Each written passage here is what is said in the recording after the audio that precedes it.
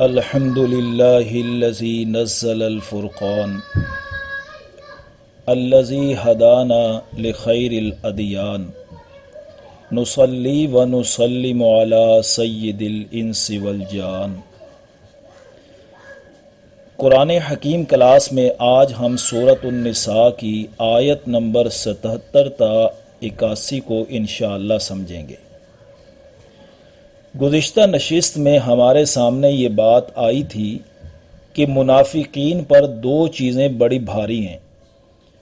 Number 1 اللہ اور اس کے رسول کی اطاعت کرنا، اور نمبر 2 راہ خدا میں جہاد و قتال کرنا بھی انہیں بھاری معلوم ہوتا تھا۔ اسی عنوان کے تسلسل کو جاری رکھتے ہوئے آگے اللہ تعالیٰ فرما رہے ہیں، الم تر الی الذین قیل لهم کفوا ایدیکم واقیموا الصلاۃ وآتوا الزکاۃ۔ کیا تم نے نہیں دیکھا ان لوگوں کو جن سے کہا گیا کہ اپنے ہاتھوں کو روکے رکھو اور قائم رکھو نماز اور دیتے رہو زکوٰۃ۔ مکہ مکرمہ میں 12 برس مسلمانوں کو یہی حکم تھا کہ اپنے ہاتھوں کو روکے رکھو، خواہ تمہیں کسی بھی قسم کی تکلیف پہنچائی جائے۔ لیکن بہت سے مسلمان یہ بھی چاہتے تھے کہ ہمیں اجازت دی جائے تو ہم اس ظلم و ستم کا بدلہ لیں۔ تو اب آگے فرمایا جا رہا ہے، فَلَمَّا كُتِبَ عَلَيْهِمُ الْقِتَالُ إِذَا فَرِيقٌ مِّنْهُمْ يَخْشَوْنَ النَّاسَ كَخَشْيَةِ اللَّهِ أَوْ أَشَدَّ خَشْيَةً۔ پھر جب ان پر جنگ فرض کر دی گئی تو ان میں سے ایک فریق کا حال یہ ہے کہ وہ لوگوں سے اس طرح ڈر رہے ہیں جیسے اللہ سے ڈرنا چاہیے، بلکہ اس سے بھی زیادہ ڈر رہے ہیں۔ یہ حال منافقین کا بیان کیا جا رہا ہے، اور یہ جو مکہ کے مومنین سے تقابل کیا گیا، اس کا مقصد یہ ہے کہ اصل ایمان تو وہ تھا، اور یہ جو صورتحال ہے یہ کمزوری ایمان اور نفاق کی علامت ہے۔ وَقَالُوا رَبَّنَا لِمَ كَتَبْتَ عَلَيْنَا الْقِتَالَ، اور کہنے لگے اے ہمارے رب تو نے ہم پر جنگ کیوں فرض کر دی؟ لَوْلَا أَخَّرْتَنَا إِلَىٰ أَجَلٍ قَرِيبٍ، کیوں نہ چھوڑے رکھا ہم کو کچھ مدت اور، اس حکم کچھ دیر کے لیے مزید مؤخر کیوں نہ کیا؟ قُلْ مَتَاعُ الدُّنْيَا قَلِيلٌ، اے نبی صلی اللہ علیہ وسلم کہہ دیجئے دنیا کا ساز و سامان تو بہت تھوڑا ہے، وَالْآخِرَةُ خَيْرٌ لِّمَنِ اتَّقَىٰ، اور آخرت بہت بہتر ہے اس شخص کے لیے جو تقوی اختیار کرے، اور وَلَا تُظْلَمُونَ فَتِيلًا، اور تم پر دھاگے برابر بھی ظلم نہ کیا جائے گا۔ یعنی جو تمہیں حکم دیا گیا ہے اس کو کرتے چلے جائیں، اس میں آخرت میں جو اجر ملے گا وہ کہیں بہتر ہوگا۔ اب دیکھیے، انسان قتال سے جو پیچھے ہٹتا ہے اس وجہ سے ہٹتا ہے کہ کہیں موت نہ آ جائے، اس لیے آگے فرمایا اَيْنَمَا تَكُونُوا يُدْرِككُمُ الْمَوْتُ، تم جہاں کہیں بھی ہوگے موت تمہیں آ پکڑے گی۔ وَلَوْ كُنْتُمْ فِي بُرُوجٍ مُّشَيَّدَةٍ، اگرچہ تم مضبوط قلعوں میں ہو موت تو پھر بھی آ کر رہے گی۔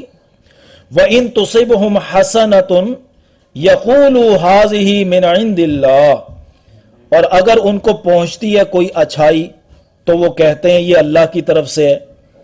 اچھائی یعنی جب مسلمانوں کو فتح و نصرت حاصل ہوتی ہے تو منافقین کہتے ہیں یہ تو اللہ کی طرف سے اتفاقاً ہو گئی، ورنہ تمہاری تدبیریں تو بالکل بیکار تھیں۔ وَإِن تُصِبْهُمْ سَيِّئَةٌ يَقُولُوا هَٰذِهِ مِنْ عِندِكَ، اور اگر ان کو کوئی برائی پہنچ جائے تو کہتے ہیں یہ آپ صلی اللہ علیہ وسلم کی وجہ سے ہوئی، یعنی نعوذ باللہ تمہاری غلط تدبیروں اور غلط اقدام کی وجہ سے ہمیں یہ برائی اور نقصان اٹھانا پڑا۔ قُلْ كُلٌّ مِّنْ عِندِ اللَّهِ، کہہ دیجئے یہ سب اللہ ہی کی طرف سے ہے، یعنی فتح و شکست، راحت و تکلیف سب اللہ کے اذن سے ہوتی ہے۔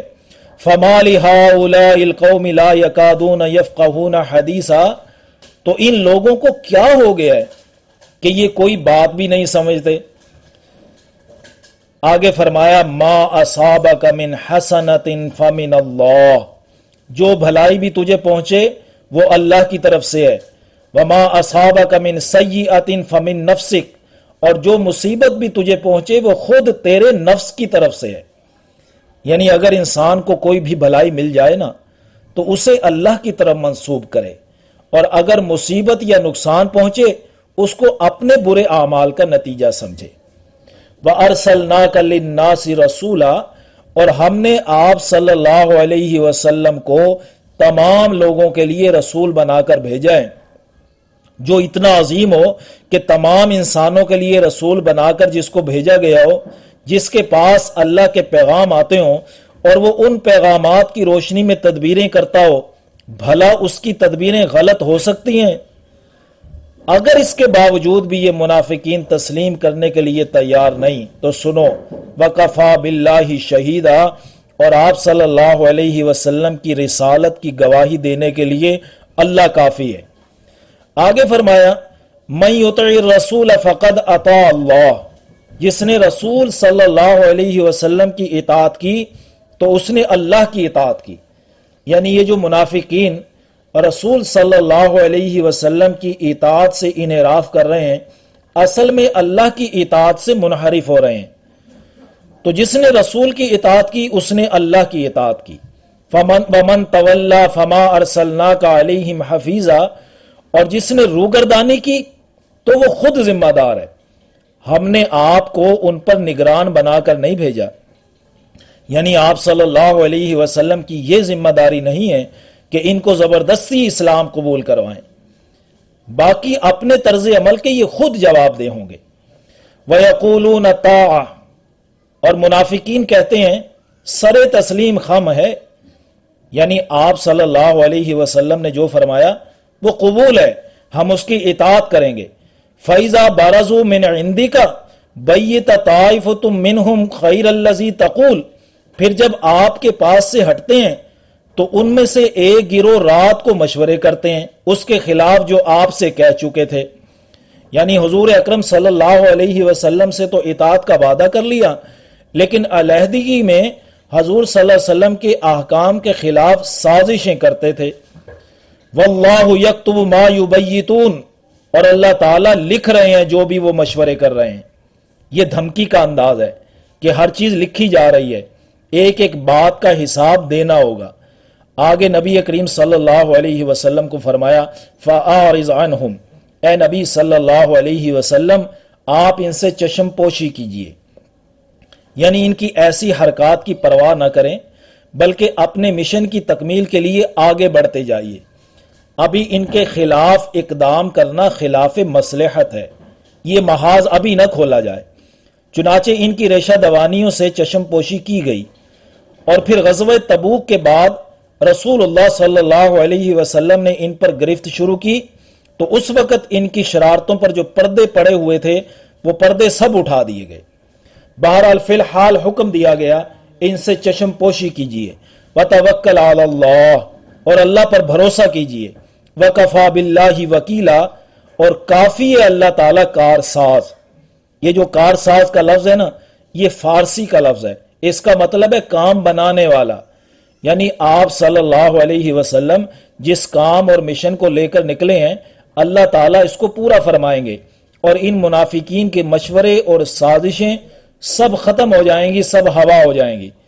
تو اللہ تعالیٰ نفاق اور کمزور ایمان کی علامات سے ہمیں بچائے رکھے. آمین یا رب العالمین.